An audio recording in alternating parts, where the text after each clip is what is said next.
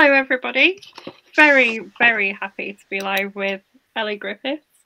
She's going to start us off with an introduction to herself and her books. Hello everyone, it's lovely to see you all here. Hi, I'm Elly Griffiths, and I'm here to talk about my latest book, which is called The Locked Room, which is, I think I might even have a copy here. There you go, The Locked Room, number 14 in the Dr. Ruth Galloway series. So I'm delighted to chat to my friend Caroline here, and hopefully to some of you. So we'll start off by saying hello to sort of Lynn and people who aren't going to join us live but are going to watch it later. Oh yes, hi Lynn. I know it's a really difficult, impossible time for you to watch live, but hoping to chat to you as well. And just to say as well, a copy is winging its way to you as we speak across that big ocean. Flap, flap, flap.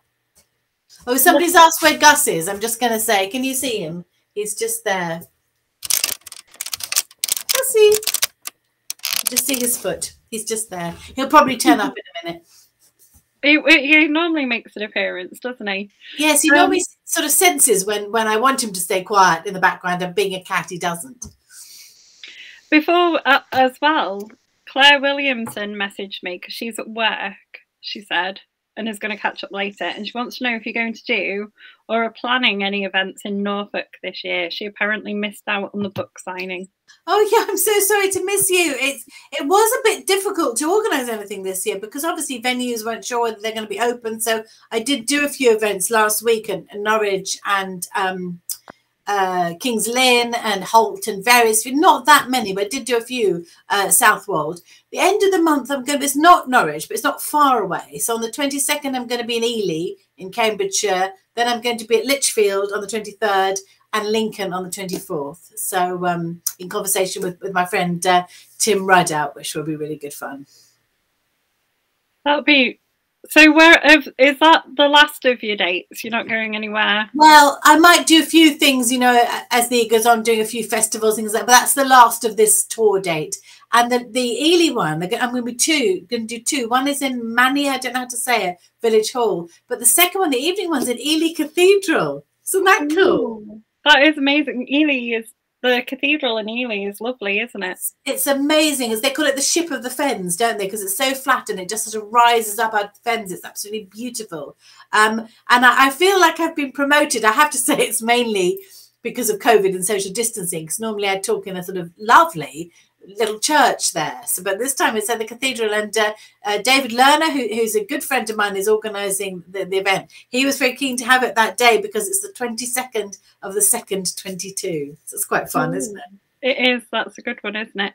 And before we go on, congratulations on the Sunday Times bestseller. How cool is that? No, I'm so excited. It's my first #1. The last two books got to #2, and which was great, and I absolutely was thrilled by that. But I mean, I have to say there is something about getting that call. So you find out on Tuesdays when the book scan figures come out, and it'll be in this Sunday Times. So my editor rang me on Tuesday afternoon and said, "You're #1," which was just amazing. So I screamed, and then we did break open some bottle of champagne, and I sat there waving at Richard Osman on Pointless, telling him I was #1. I'm not to say that he hasn't been #1 for months and months and months, but it was very exciting. It's so that someone on here, it's Mills Pixie, she said she cried for you. It was so deserved. That's lovely of you. Thank you. Because I have to say, it's a fairly long time coming. It's my 26th book, I think.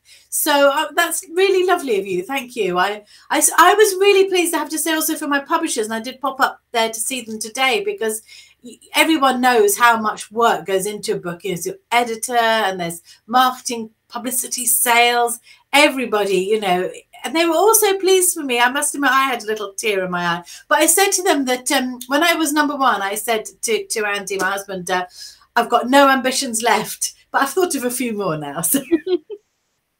Are you going to get the list and frame it? Well, I might do. I'm certainly going to buy the old Sunday Times and take a picture of it. Yeah, I ought to really, oughtn't I? It would be quite a moment. I ought to. It's a good idea. It's like getting a platinum record, isn't it? You could Well, keep it is. the... And you know, however long I had to say, Marion Keyes has got a book out in a couple of weeks. She's definitely going to go to #1. But in a way, once you know, they can't take that away from me that I've been #1. So yes, I will copy it. Thank you.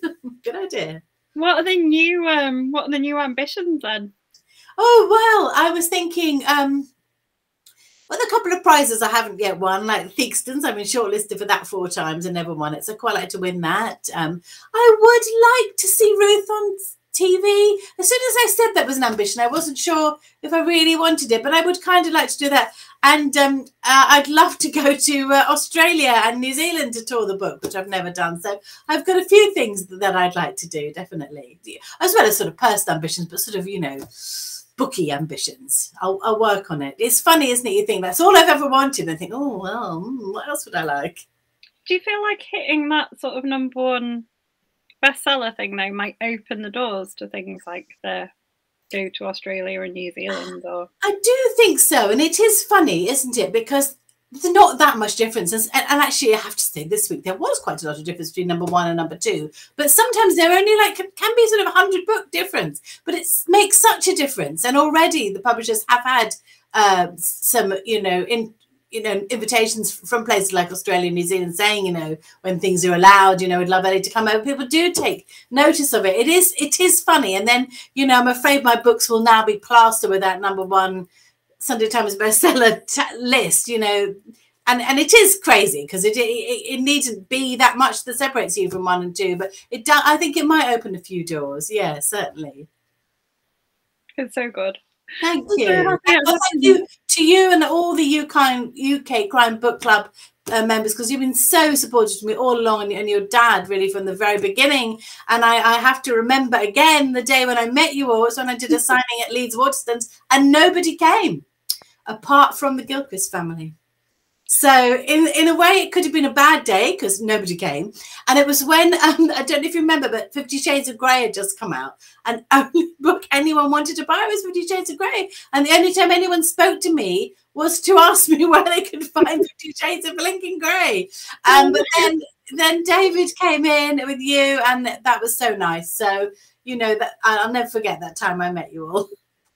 Well, I mean, as readers and fans, I know it must be horrible, like being there and no one else coming in apart from 50 Shades of Grey, but we loved it because we got to spend so long talking to one of our favourite authors. Well, it did mean we could chat properly. Yes, I have to say, because I did a few signings last week in Norfolk, and I think partly because there haven't been many authors coming, there were kind of long queues and you can't spend that long, but we did at least get to chat. Yeah, no, it was great, I have to say.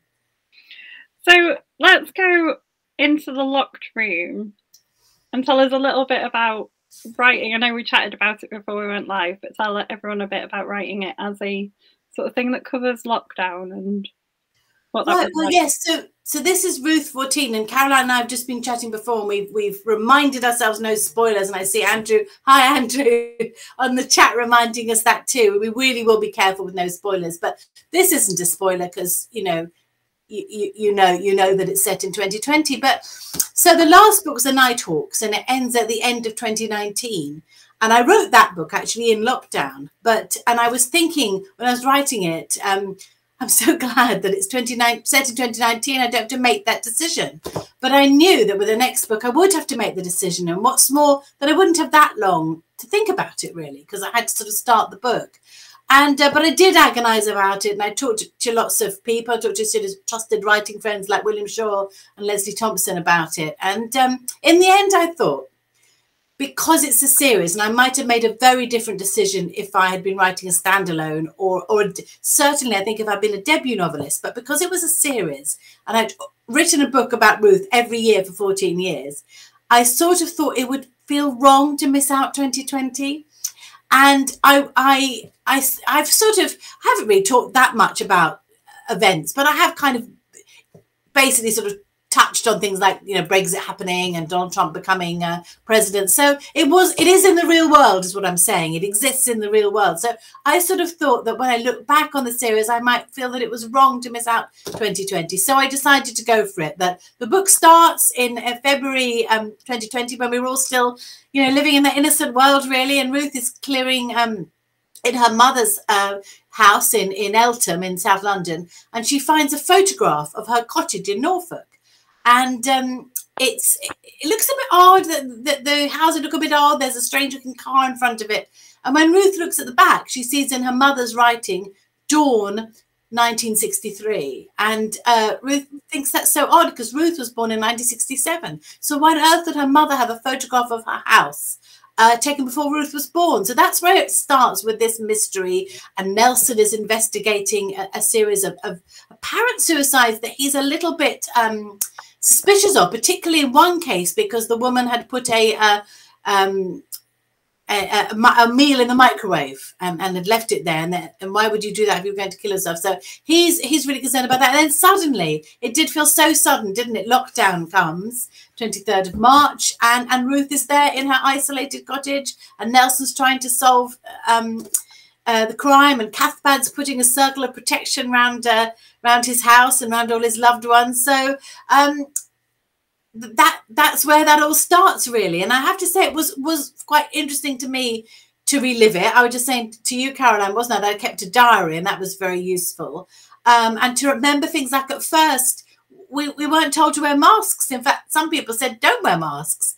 And so it's really strange to remember that, isn't it? And but then again, I have to say, the other little writery part of me found it quite an enjoyable challenge to write a book set in that time, where you know, people can't just bump into each other at the pub, and everyone is isolated and locked down. I'm not going to tell you if Ruth and Nelson get locked down together. You have to read the book. But also, I had always wanted to write a kind of locked room mystery, and there is a locked room mystery in this book, in that one of the women who's died, apparent suicide, but the room is locked from the outside.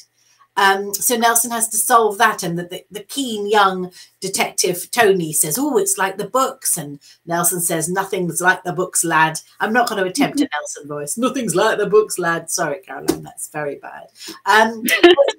But I sort of wanted to write about a locked room mystery, and there are many locked rooms in it, and also covers the plague in Norwich, which was a terrible time, and some really sort of ghastly legends about the plague in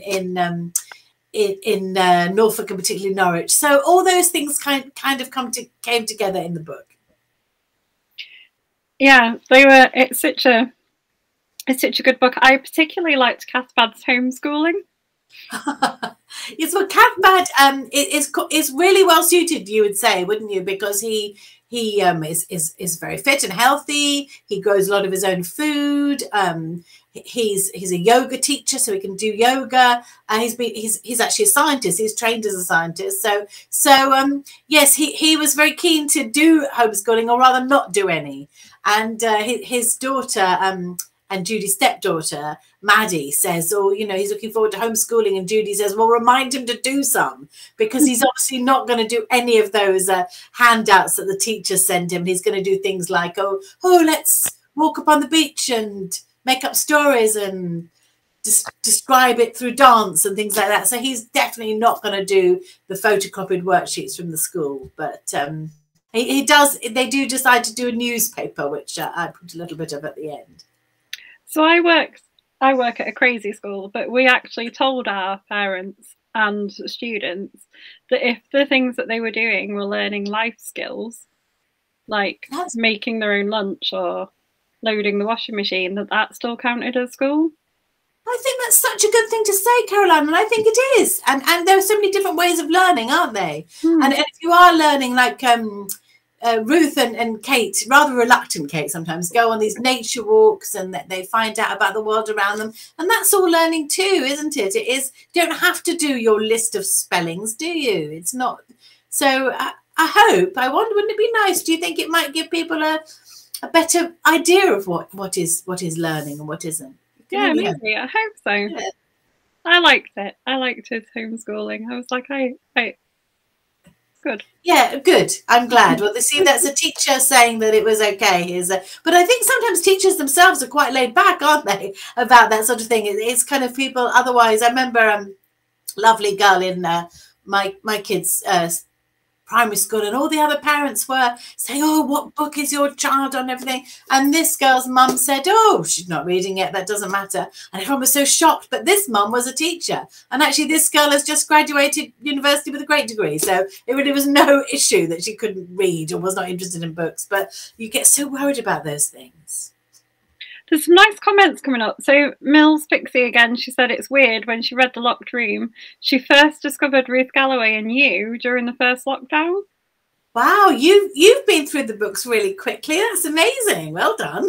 And reading a book that was set at the time she first read them was strange.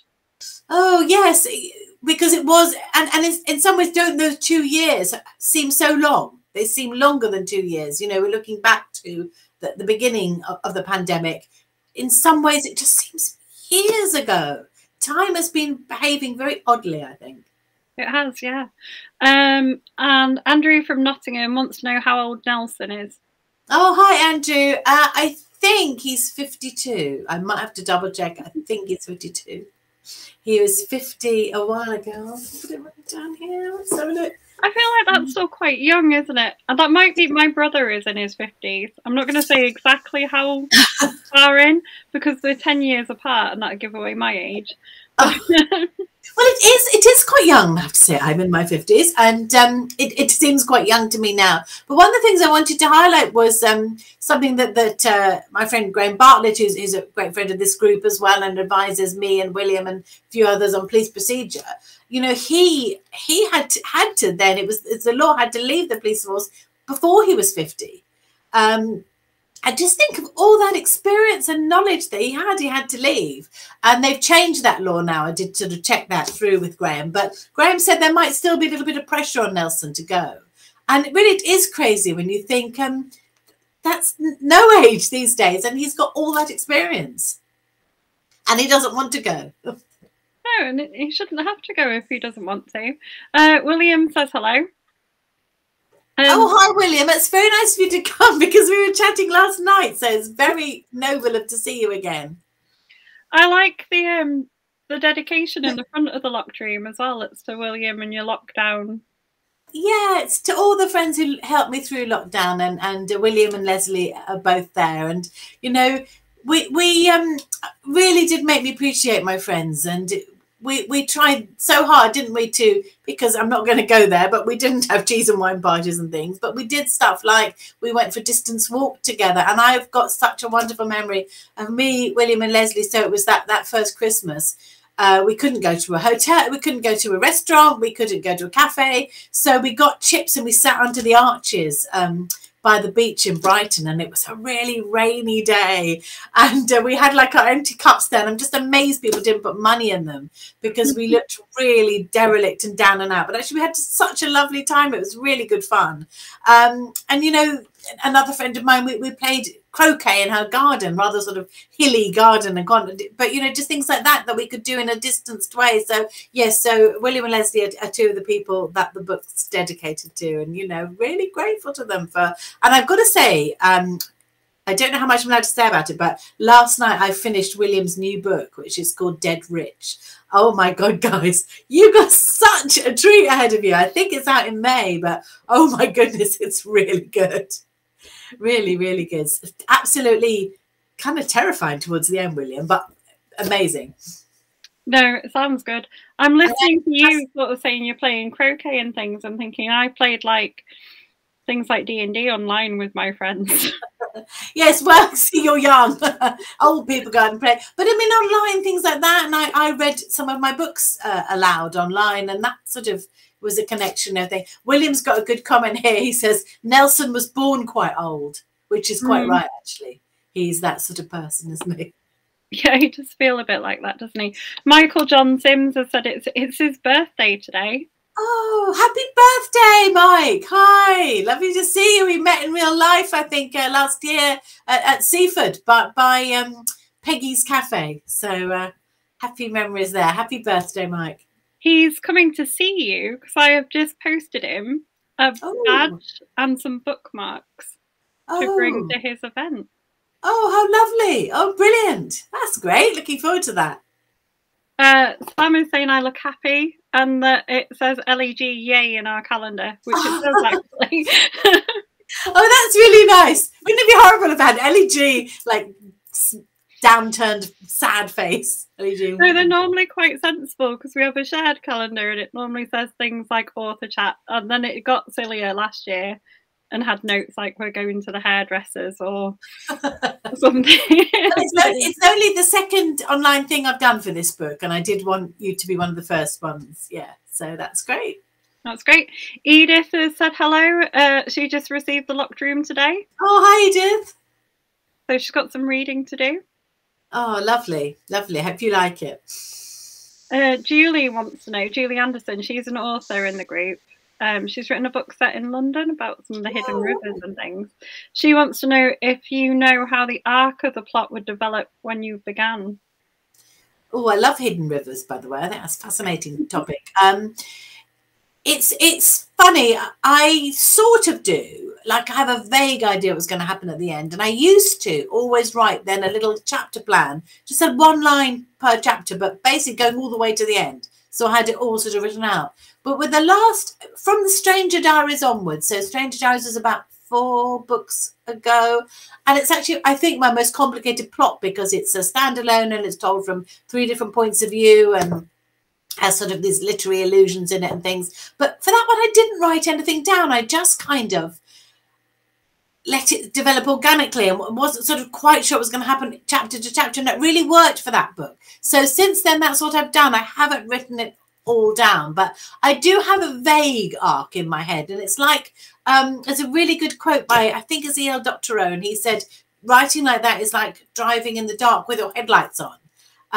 You can only see a bit of the road, but you can make the whole journey like that. And that's kind of what it's like for me now. I think it does for me as well keep it interesting, really, because I'm not quite sure, you know, when there's a knock on the door, I'm not quite sure who it's going to be. So I always love comments like that because they're always, when authors say stuff like that, it's always the most complicated books. Isn't it funny? And it is, and for some reason, I was able to keep that complicated plot better in my head. And I think sometimes you do think of, and I also think what I've learned is that if you think to yourself, oh, but what if that happened? Then you should sort of let yourself do that, even if it makes it even more complicated. So maybe if you just write it down, you are subconsciously streamlining it. I don't know how to think about that, but I do know, as you know, I'm great friends with Leslie Thompson, who's a brilliant crime writer, and Leslie and I once wrote a short story together. And it was very funny because I'm very much, at that point, it was very much like start the beginning, go to the end, linear. And Leslie takes a bit more time and she goes, and it was very good for us working together because I kept saying, and then it's over. And Leslie would say, yes. What if they got lost first and then got trapped in a secret tunnel? And then I was like, and then it's over. So I was quite good at sort of pushing us towards the end, but Leslie was quite good at saying, well, hang on, something else could happen. So maybe I've let myself do that a bit more, be a bit more Leslie. Julie's asked a follow-up. She said, does it work across the books in the series? Oh, you mean like the arc across all the books in the series? I think it does. And I think actually having that openness in my mind was quite good for me, particularly writing this book, writing The Locked Room, because it was set in COVID times, in lockdown. And COVID threw everything in the air, didn't it, for all of us? And I think if I'd had too rigid a plan, I might not have been able to do it, but I did let everything just go, you know, and change. And it did, and you have to read the book, but, you know, some things did change for the characters in the book. Sam has said that the hairdressers in the diary was a real comment. Timmy down the well was not. Oh, yes. She did comment about things like that in our diary. Yes. So that read like code at first. I was thinking, oh. No, she was written down because we booked in too many extra dates. She kept writing things like, no, don't do it. Oh, no, Timmy down the well. That could have been an ongoing murder mystery, couldn't it? Brilliant. Could have been. I made up a murder mystery for my kids for online schooling. Oh, brilliant. Because have you ever written it? I know Samantha's a writer. Have you ever written it? Oh, no, but I did get the help. It wasn't a murder mystery. It was like an art heist. Oh, but Kate Bendelow helped. and we did all kinds of crazy things. So, like, my husband was a witness. That's fantastic. He was into That sounds brilliant. You should write it down. I think more crime novels should be crimes that aren't murder, actually. I always think that. You know, I think that's just as interesting. And, oh, I think you should write it down. Andrew wants to know if, he says he knows Nelson doesn't want to leave, but do you think he would go to cold cases? Oh, that's a really good idea. I think he would want to do something, either cold cases or maybe be a private investigator or maybe an advisor. I think he would have to do something because he's got all that energy. He's very energetic. And so if he did leave, I think he would have to do something. Yeah. And Sam wants to know if you've read any other good ARCs lately. Oh, yes. Well, I have. So I've just finished William's Dead Rich, which is amazing. And I have just, before that, I just read Lucy Foley's The Paris Apartment. I'm not quite sure when that comes out. So Lucy Foley wrote Hunting Party and The Guest List. Paris Apartment's really good. It's set in one of those, you know, those little apartments in Paris. You look through the door and there's a little courtyard and everything's around there, little concierge there. It's in one of those sort of quite smart, but also tiny bit spooky and strange. And everybody basically in this sort of block has something to hide. So yeah, I really enjoyed that. And I'm reading at the moment halfway through it. So I had 3 amazing ones in a row. And I went up to London, which means I got through this one. Sarah Vaughan's Reputation. And Sarah Vaughan wrote Anatomy of a Scandal. And it's really good. It's about a woman MP. And I don't think Sarah's been an MP. She was a journalist. I don't know, for me, it seems so believable the way she's done this. And the awful, I know this is true, the awful sort of trolling and attacks that women MPs get. It's really, really good. I'm not sure when it'll be out. Reputation. So those 3 absolutely recommended.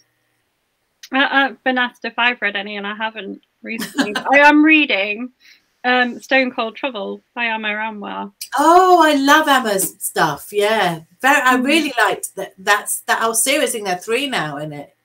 Is that, well, I read the first one when he did an author chat with us, and I bought the second one instantly after because it was so good. Yes, and I really finally got round to it. He's such a good speaker, isn't he? And in some ways, I might have been worried about reading his books if I hadn't known him, because I heard him talk. And I think Leslie shared a talk that he did, and I immediately, same as you, I must buy that book. And I thought it might be a bit violent, and there is violence in it, but actually I love the warmth of the family and the meals they have and everything. I really find them very warm in lots of ways. And the friendship between the 2 guys is lovely. Yeah, it's really sweet, isn't it? Yeah. Andrew wants to know if you're continuing on the Ruth books for your family. Well, yes, yeah.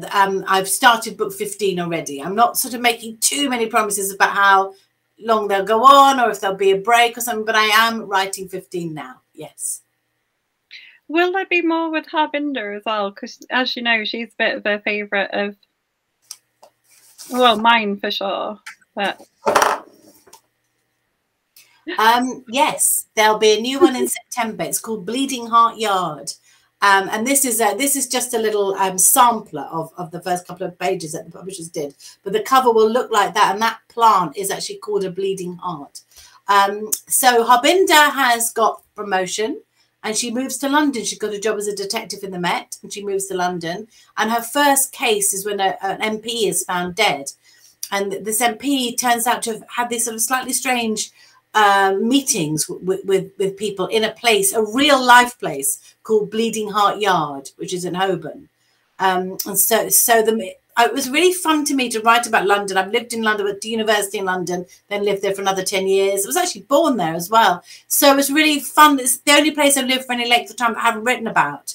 And I think you forget, well, I forget really how historic London is. Obviously, there's Roman London, medieval London. There's so many really, there's every bit as fascinating sort of mythology around London. And Bleeding Heart Yard has a particularly fun and grisly history to it. So it was really fun writing about that. And also fun writing about, it's always fun to write about a character when they're sort of out of their comfort zone. And there's Harbinder, you know, she's lived all her life, lived at home, lived all her life in Sussex. There she is in London. She lives in Barby Road, which is where my grandparents used to live in London.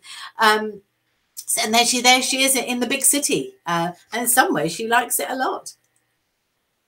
I'm trying to imagine her in the Met Police. I think she'd be ace.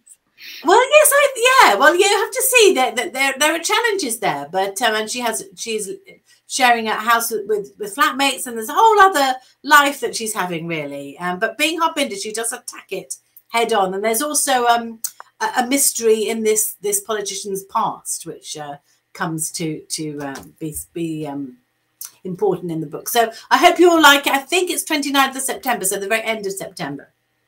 I'm sure we will like it. It has a lovely cover that looks a bit like that. They always who designs the cover for those, because they're very different, aren't they, to the other ones in your. I'm thinking sort of the Brighton series and Ruth have quite. Yeah, they are, but they're kind of designed in house, but with an agency called Ghost Design. So it's the same agency actually, but they just go for a very different look, and it is fascinating if you ever.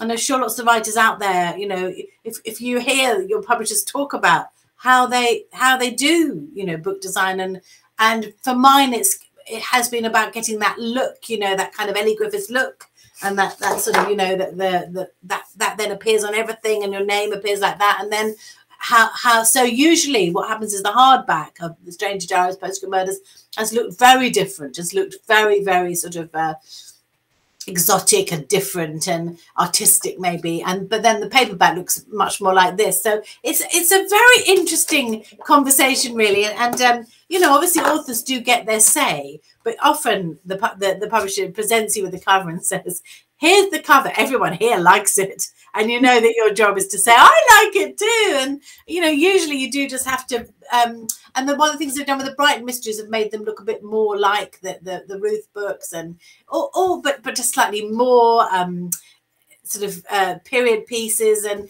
it's very interesting, I think. But I don't know much about it, so I just say lovely. Oh, I love it. Thank you. I like that you're so honest about it. Well, you know, that's because I used to work in publishing, so I do know.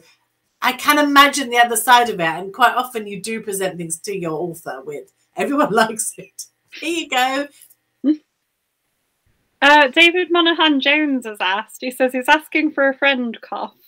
Do you ever write after a few drinks? If so, does that get the creative juices flowing? Oh, hi, David. I don't think I ever have. I think I might have maybe have one drink, partly because I tend to write in the mornings, so I tend to not to write after 6, which is the time for me that the sun goes over the yard arm. And I don't know about everyone else here, but during lockdown it was going a little bit earlier, that yard arm.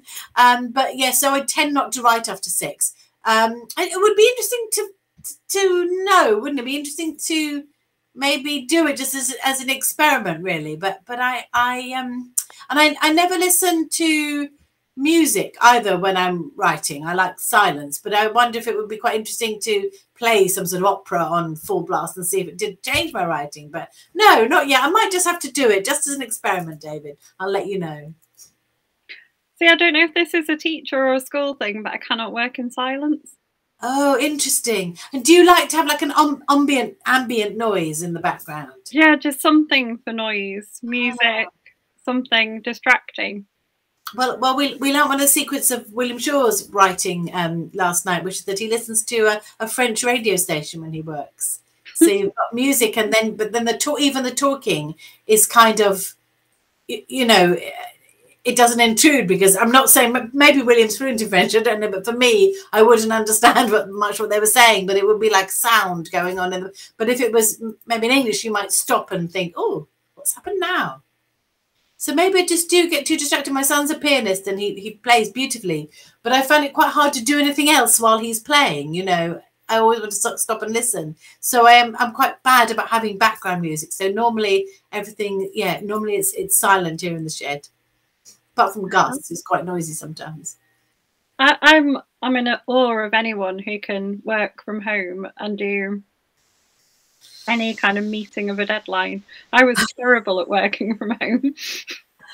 Well, I have to say, quite good at deadlines. I like a deadline, and I've never missed one.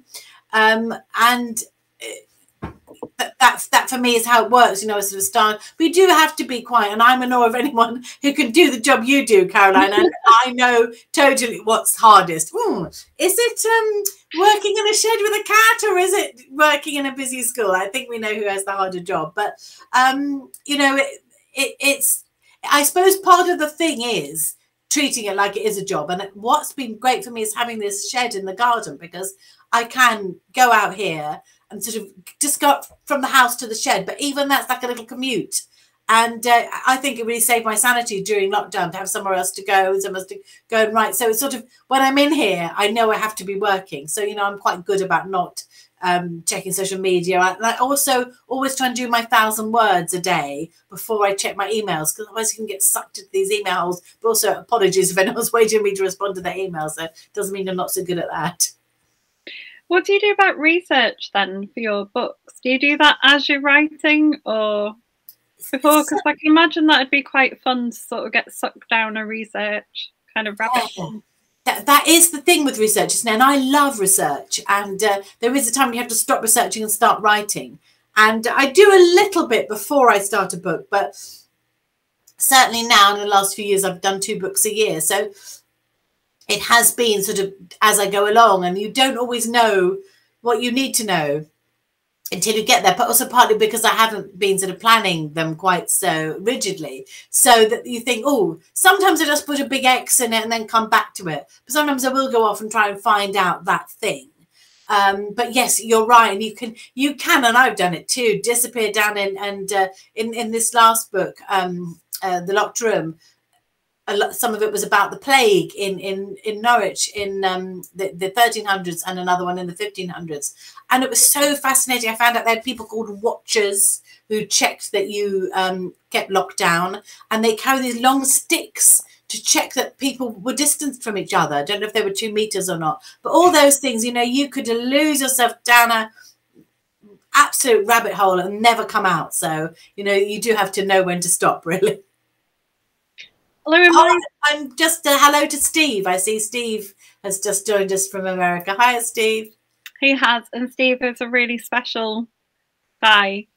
Yes, he really is. So lovely to see you here, Steve. It is, and thank you, Steve. We've had some messages today, and he's a genuinely great person.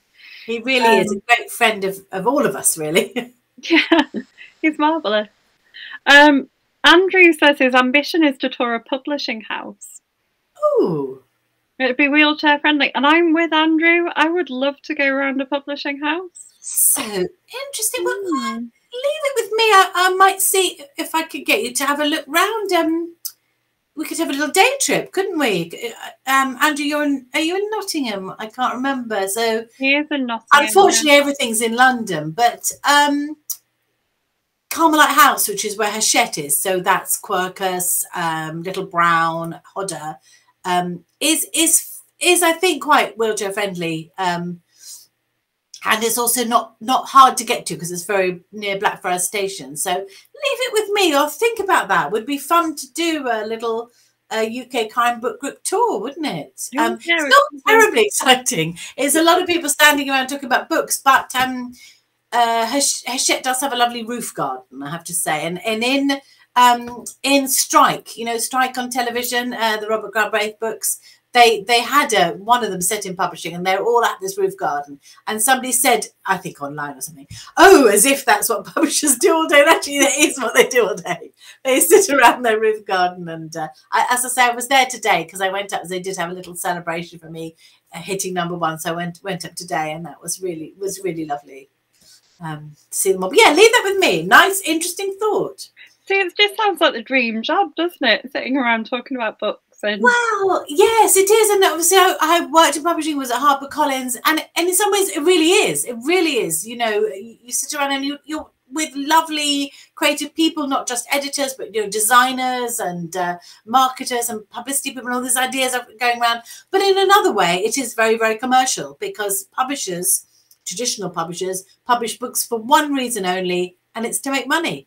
That's the only reason. So as a commissioning editor, my job was to say what I thought we should publish, and you would present it it was called an acquisition meeting. So he'd present it to the big meeting and he'd say, I want to publish this next year. And everyone asked questions, but they're not really things like, oh, where's it set? Or has it got lovely characters? It's my, how many units can we sell? How many units can we sell? How many can get will Waterstones take? How many will WH Smith take? So there's a lot of money talk there, more than you'd think, really. There is a lot of creative stuff that goes on. And sometimes publishers will publish something that they're not sure will make money if they can balance it with something that they know will make money. So if they've got a cookbook or something that they know is going to make loads of money, they might be able to publish a debut author as well. Or so they do think about things like that. But it is disappointingly quite a lot about money. And I'm very, very numerically challenged, Caroline. You would despair of me, really. And my dear friend Lynn, who is a maths teacher, would definitely despair of me. So I'm quite amazed that I managed to survive in publishing as long as I did, because even 10% was quite a challenging sum for me to do.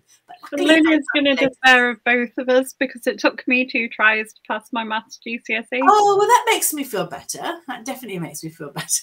My kids are very good at maths. I don't know how that is. Well, it could be Andy. No, my dad is amazing at maths. Oh, really, yes. Really good. And can he do sums in his head? Because I always find that Andy's really good at that.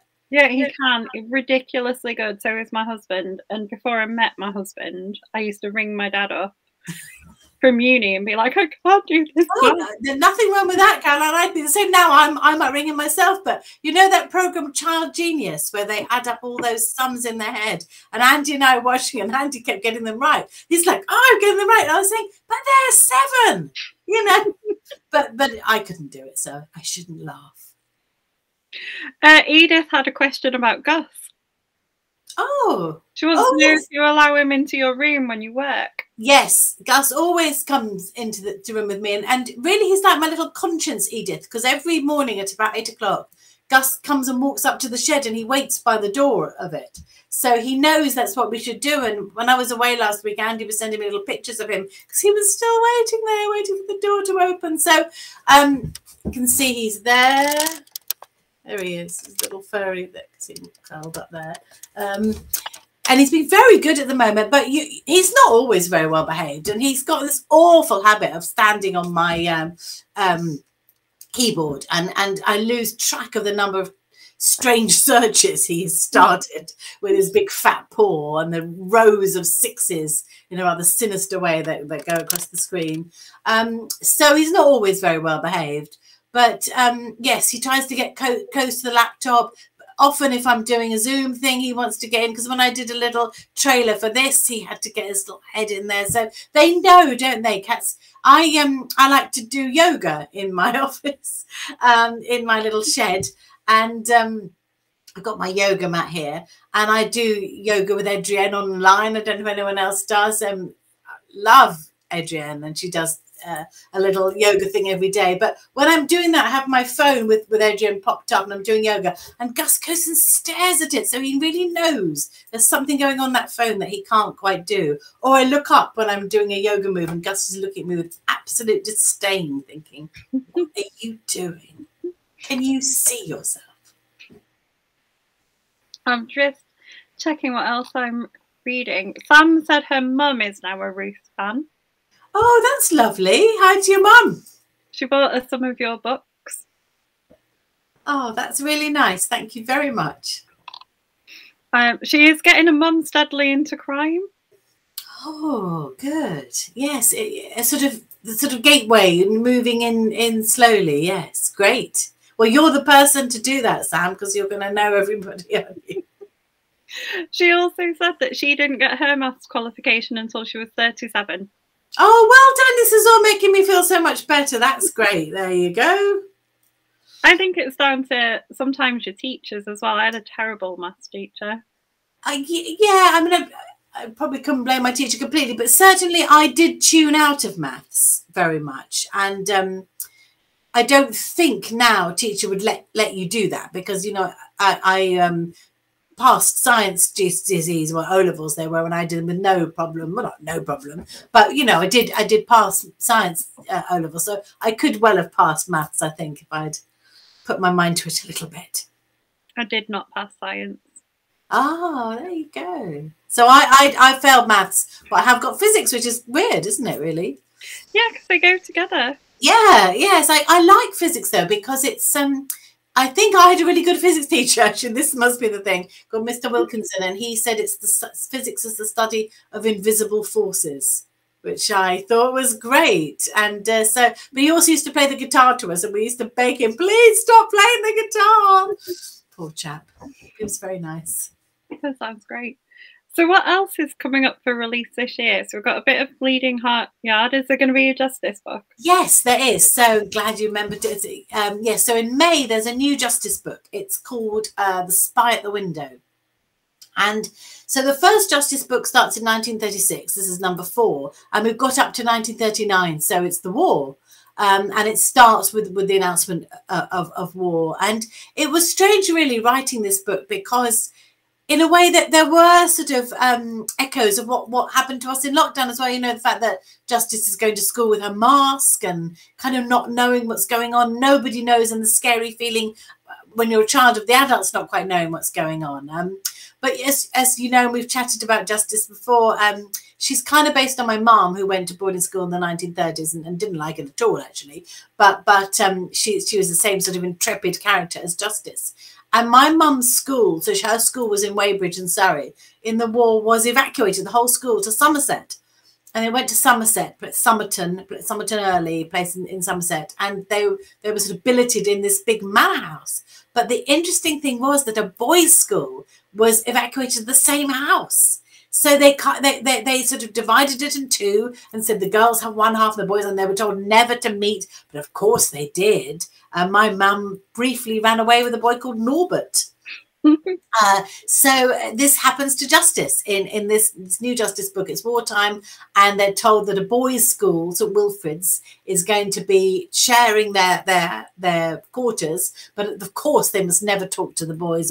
But of course they do. It's not long before Rose has an admirer, and it's not long before Justice makes a friend who helps her solve this really probably the most dangerous and difficult crime she's ever had to solve. So that's out in May. I love Justice. Oh, I'm so glad. You've always been really supportive of those books. Well, when I was little, I was desperate to go to boarding school. Oh, it's funny how I remember thinking that boarding school sounded great fun. I don't think I would have liked it, though. I don't know if I would have liked it, but I was really, really, really, really wanting to go. Yes, funny, isn't it? Have you ever taught at a boarding school? No, I haven't, but my nieces went to boarding school. Oh, interesting. No, I think I really loved, Enid Blyton, and also I loved Jennings in Derbyshire, which were very old-fashioned even when I read them, set in a prep school, but they're really funny. And I always remember there's a bit where they write a detective story and they come up with they think is the best name for a detective, and it's Flixton Slick Super Sleuth. I always think that in my head, Flixton Slick Super Sleuth. Love those books. But I don't think I would have liked it, because I was also a child who didn't like to be away from my parents and got quite homesick. Quite often I'd go to, we'd call them a sleepover now, like to stay with a friend, and I'd have to be collected because I felt sad. So I don't know how I would have coped in a boarding school. Maybe I would have got over that, who knows. But my mum would never have sent any of us to boarding school. She really, really didn't like it. But as I think I've talked about this before, because her dad was an actor and he was bringing her up on his own and he was traveling around the country, it was hard to know what else he could have done. But every holiday she'd go and join him where he was performing. So she didn't really like boarding school, but she did make good friends there and who stayed friends all her life. So I think that's the thing about Justice, has made some good friends at the school. And Michael has just made this point. He says he loves the Justice books. They're great for any age, and I would agree. I think they're... Oh, thank you so much. Well, I do hope that, really, because it's funny, because I don't change the language really at all when I'm writing them. I honestly think really that the difference is they're younger people and they're shorter. They're about sort of half the length of a Ruth book or something. So I'm really glad to hear you say that, Michael, because actually they are obviously sold for children, and they've got that lovely sort of cover look and everything. But I do actually think they're suitable for anyone who likes a good murder mystery. And boarding school allows you to do that locked room murder mystery thing again. Well, I think Terry Pratchett used to say that sometimes things were marketed as kids' books just because the main characters were kids. I think that's exactly right. And Terry Pratchett's is a real example of that, isn't he? His books are no way just kids' books. Yes, it is funny there, isn't it? And I think I heard Michael Rosen on the radio this week, and he was saying he thought his first book was an adult book, but because it was a child's protagonist, he became a children's writer. Sam wants to know what you have to consider when you're writing a locked room mystery. Oh, locked room mysteries are fascinating, aren't they? So really, the idea of a locked room mystery is it's sort of impossible. So it's a body in a room that's locked from the outside. Nobody could get in or out. So you have to do the impossible thing. But of course, it can't be impossible. So you have to think of a good solution first of all. They actually had one on Death in Paradise the other week that was quite clever. I thought quite a clever solution. And Jonathan Creek, I always think they're the absolute. He's the king of the locked room mysteries, and some of them are so clever. But I think the key as a writer is to make the characters in your story very believable, because I think if you do that, then your reader will forgive you anything that seems a little bit unlikely in the plotting. And I guess in real life, there aren't that many locked room mysteries. People sometimes talk about locked room mysteries and closed circle mysteries. So I think technically something like And Then There Were None is a closed circle mystery, or Ruth Wears One by One or something. Whereas a true locked room mystery is quite rare. And there was a very, very famous mystery called The Case of the Poisoned Chocolates. I think it was in the 1920s or something, which is famously a locked room mystery. And every person in the story tries to solve it. Nobody can solve it. I think it's As Yet Unsolved or something. Somebody will know better than me. But yeah, so the golden age, they did like their locked room mysteries. I think they're making a bit of a comeback as well. I don't know whether that's partly because of the pandemic. Yeah, maybe because we were all locked in, weren't we? And maybe sort of puzzles. And Janice Hallett, who's written The Appeal and most recently Twyford Code, they're not locked room mysteries, but they're mysteries that use a lot of sort of modern technology in a kind of old-fashioned way. So one of them is all emails, the other one's all sort of text and voice messages. And I think that might be the way forward. People are getting fascinated by them, but in a sort of modern way. There's a modern twist to the locked room. Maybe an escape room or something. There's somebody recently, is it Olivia Kiernan? William might know, has written a book set in an escape room, which I think is very clever. I like that idea. The ones that I think Kate Ellis had one that started in an escape room. Oh right, yes, she might well have done. Yes, it's a clever idea. I want to pick up on what you said about the characters as well. So you're saying with the locked room one, it's about having the characters being so believable, people forgive you for like the things. But I think you've done that so well with the Ruth series, haven't you? Because the characters are like your best friends, or like you just want you go back to read a Ruth book, and the stories are great, and the links to the past are great, but you're sort of also just as interested in what's going to happen with Michelle, or how Bruno's dog is doing. Thank you. It's lovely to think of them as being like your best friends. It's so lovely. But I hope so. And you see, the thing that I think is that in any crime story, but certainly in a series, you are asking your readers to take quite a big leap of faith with you, because as we all know, even a policeman like Rebus doesn't get a new murder case every year. And it's very rare for a forensic archaeologist to get a murder case every year. So you are already asking your readers to believe something a little bit unbelievable. So I do think it helps if you can make the characters believable and people believe in them.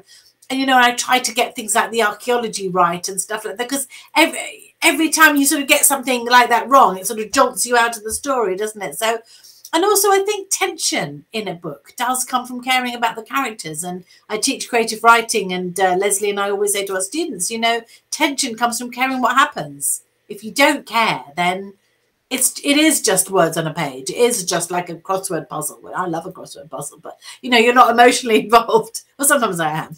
Leslie Lloyd has just said the characters in Ruth are as important as the plots, but how do you feel then when you put sort of someone in peril? So how you've had people in the past, sort of previous books have sort of ended up in quite scary situations. Do you think about your readers when you're doing it? Well, a little bit, yes. And I have to say, you see, for me, possibly I'm a bit more detached from them, because I remember somebody saying to me that they thought, what would Ruth do? And I wouldn't think that, because I know that she's in my head. You know, I kind of know she's made up. Whereas I might think, you know, what would Stella do, the protagonist of Leslie's book, what Alex do, the protagonist of William's book. So I might think that about them, but not so much my own. So I'm afraid I am quite cold-hearted about putting my characters in danger. I think, oh, but put them in danger. But sometimes I will write something. Recently, I wrote a line, and I do think, what would Lynn say about that? Hi, Lynn. So yeah, sometimes I think about my readers, but usually I'm sort of lost it in the plot as well. Oh, I see Steve is asking if I'm going to be appearing at any crime festivals in person. Yes, it was a shame that the Welsh Crime Festival is now online, but you know, great for them, and obviously a good decision for them to make. Yeah, I'll be at Harrogate in July, so I'll be there in person. I'm also going to be at St Hilda's Crime in August, and for anyone's up in the Highlands, I'm going to be doing one in the Highlands of Scotland in May in Cromarty. So I'm going to be at a few around the place. But are you going to be at Harrogate this year, Caroline? I am hoping to. I was hoping to be at Harrogate last year. Yeah, I know you were. Yeah. Well, but then I managed to get put into isolation twice. That's right. Yes. And it was, Harrogate last year was amazing and it was wonderful, but it was a bit like, and then there were none, because everyone was getting pinged. If they weren't getting COVID, they were getting pinged by and isolating. And I was actually chairing an Agatha Christie panel. And at one time, it seemed like everyone was, and Luca Veste, you know, the brilliant Liverpudlian author, he was actually on the train and his wife messaged to say, oh, their daughter had got COVID and he had to come home. So it did feel like, some ways it felt like people were dropping right, left and centre. It was still a brilliant festival. So well, I don't actually have the app, so I don't get pinged. But oh, good for you. All the times that I've had to isolate have been work related. Oh, right.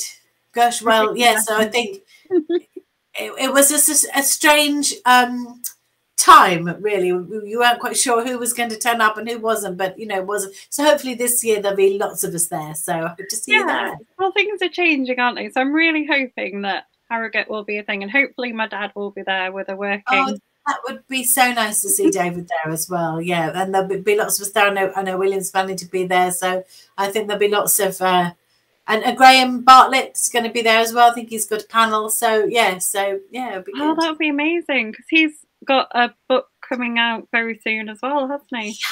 Yes, it's really good. I read an early draft of it. Yes, it's really good, and I've gone a bit blank on the title. Something too bad or something.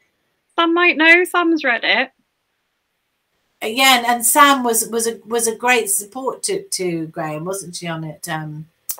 Can't remember. No, yes, and yeah, it's really good. Graham's not only a good advisor, he's a good writer as well. So yeah, so that would be great. I think he's already on Bad for Good. Sam says, well done. Still knew it was about bad and good. You knew Sam would know it. I'm quite bad about my own titles. I'm like, oh, the Stone Lantern Man, Janus. Do you not remember your own titles? Sometimes I can get a little bit vague on them. But no, sometimes I do get them wrong, and I think, oh, when did that happen, and what did that happen in, and is it Dying Fall, or was it? But I do like titles actually, and I'm quite proud of my title generating ability, and I'm always offering them to my friends as well, because you come up with yours? Yeah, most of them. There've been only a couple. So Dying Fall, I'd wanted to call The Tomb of the Raven King, and the publishers thought that sounded a bit historical and a bit sort of Game of Thronesy, and then we couldn't think of what to call it, and in the end sort of fell back on a Shakespeare quote, Dying Fall, which I think does suit the book. And I'd wanted to call the Janus Stone The Two-Faced God. And somebody said, oh, books with God in the title don't sell. And I was thinking, oh, yeah, what about the Bible? I suppose that's not in the title. But then we thought of the Janus Stone. But generally it's something that I've come up with. And I say I like titles. I like coming up with titles. I've got a little book of titles as well. So I've got a few things I haven't used yet that I want to use.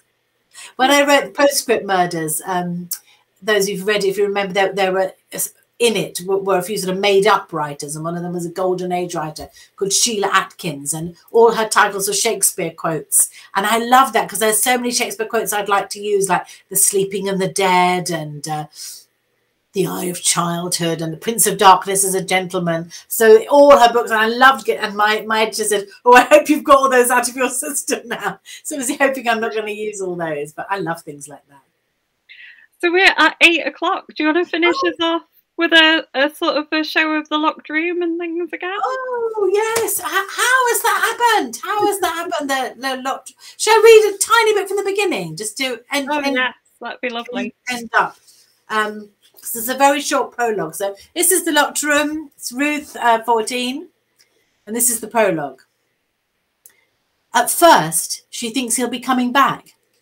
It's all a mistake, she thinks. He can't mean to leave her locked in the dark. And it is dark. She doesn't have her phone. Where did she leave it? There are blanks in her memory that scare her even more than the locked room. She tries to pace it out. 8 paces across. 8 paces across. When she reaches a wall, it's cold and clammy. There's no window. The door is metal. She heard it clang behind him. She can't remember entering the room. Did he drug her? She thinks from the cold and the damp that she must be underground. She imagines earth over her head, fathoms of it. Is she in the basement of a house? Is anyone above her? What did he say, that he'd be coming back later? Why can't she remember any of it? Does he, in fact, mean to leave her in the dark forever? That's the beginning of the locked room. What a note to end on. Thank you so much. Thank you. Thank you, Caroline. Thank you for all your support, and David too, and all the crime members. You're all brilliant. Bye.